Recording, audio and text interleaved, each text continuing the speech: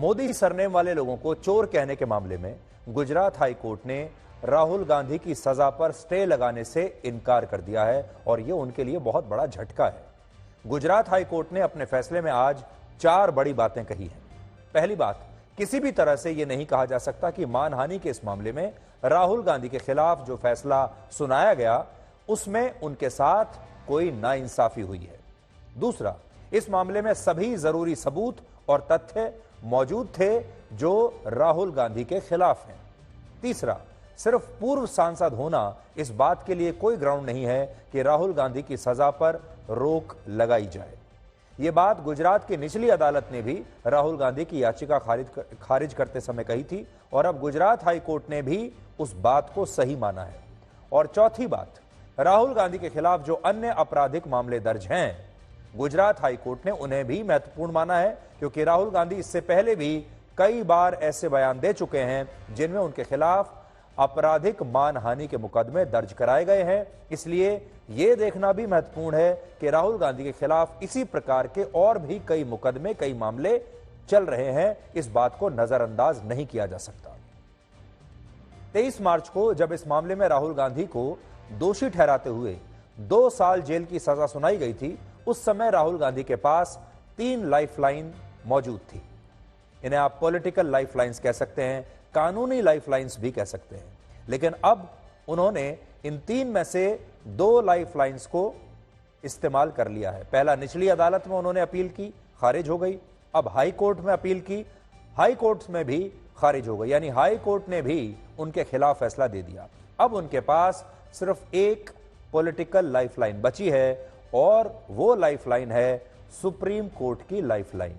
निचली अदालत और हाई कोर्ट में याचिका खारिज होने के बाद राहुल गांधी के पास अब सिर्फ सुप्रीम कोर्ट का एक विकल्प बचा है, एकमात्र विकल्प। और अगर वहां से भी राहुल गांधी को राहत नहीं मिली और उनके खिलाफ निचली अदालत के फैसले को सुप्रीम कोर्ट ने या तो पलटा नहीं या सजा पर स्टे नहीं लगाया, तो राहुल गांधी को जेल भी जाना पड़ सकता है और वो 2024 में होने वाले लोकसभा चुनाव की प्रक्रिया से भी बाहर हो सकते हैं। यानी वो अगले साल होने वाले लोकसभा चुनाव नहीं लड़ पाएंगे, सांसद नहीं बन पाएंगे। भारत का the representation of the people act कहता है कि अगर किसी सांसद को किसी आपराधिक मामले में दोषी पाया जाता है और उसे 2 साल या उससे ज्यादा की सजा होती है, तो वो जनप्रतिनिधि अपनी सजा पूरा होने के बाद 6 साल तक कोई चुनाव नहीं लड़ सकता। इस हिसाब से अगर सुप्रीम कोर्ट से भी राहुल गांधी को राहत नहीं मिली तो वो न सिर्फ 2024 के लोकसभा चुनाव के लिए अयोग्य हो जाएंगे, बल्कि वो 2029 का लोकसभा चुनाव भी लड़ नहीं पाएंगे। और राजनीति से उनका ये वनवास जो है ये 8 साल का हो सकता है। यानी वो 8 साल के राजनीतिक वनवास पर निकल जाएंगे, चले जाएंगे। इसके अलावा बहुत सारे लोगों को ऐसा लग रहा है कि गुजरात हाई कोर्ट ने आज जो फैसला सुनाया है उसके बाद राहुल गांधी को जेल भी जाना पड़ सकता है, जबकि ऐसा नहीं है। गुजरात की निचली अदालत ने राहुल गांधी को तब तक के लिए जमानत दी हुई है जब तक कि वो इस मामले में अपनी सारी लाइफलाइंस इस्तेमाल नहीं कर लेते। इसलिए आज के फैसले के बाद भी राहुल गांधी के पास सुप्रीम कोर्ट जाने का विकल्प है और तब तक उन्हें जेल नहीं जाना होगा। दूसरी बात, सुप्रीम कोर्ट का फैसला आने तक उनकी संसद की सदस्यता भी बहाल नहीं होगी और अगर सुप्रीम कोर्ट ने गुजरात हाई कोर्ट के फैसले को बरकरार रखा तो फिर राहुल गांधी की मौजूदा संसद की सदस्यता कभी बहाल नहीं होगी और वो राजनीति के एक ऐसे खिलाड़ी बन जाएंगे जिन्हें मैदान में मैच खेलने की इजाजत ही नहीं मिलेगी।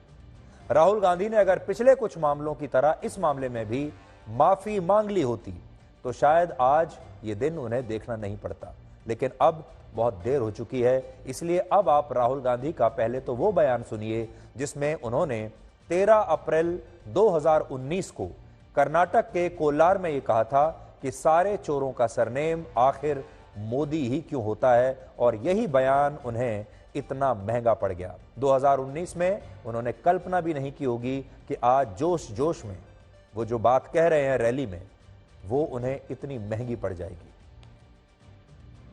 एक छोटा सा सवाल, इन सब के नाम, इन सब चोरों के नाम मोदी मोदी मोदी कैसे हैं? नीरव मोदी, ललित मोदी, नरेंद्र मोदी, और अभी थोड़ा ढूंढेंगे तो और बहुत सारे मोदी निकलेंगे।